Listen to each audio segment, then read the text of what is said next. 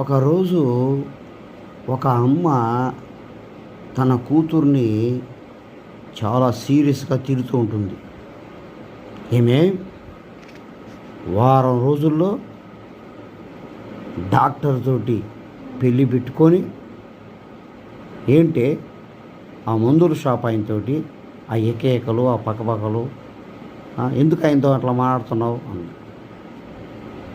ఆ వెంటనే కూతురు మాటలా పాడా నీ అల్లుడు అదే నీ కాబోయే ఆ డాక్టర్ అల్లుడు రాసినటువంటి ఉత్తరం, నాకు ప్రేమతో రాసినటువంటి ఉత్తరం అర్థం కాక ఆ మెడికల్ షాప్ అయినతో చదివి వింటున్నానమ్మా, అంతకన్నా ఏమీ లేదు అని సమాధానం చెప్పింది. ఈసారి తల్లి అవాక్కైపోయింది.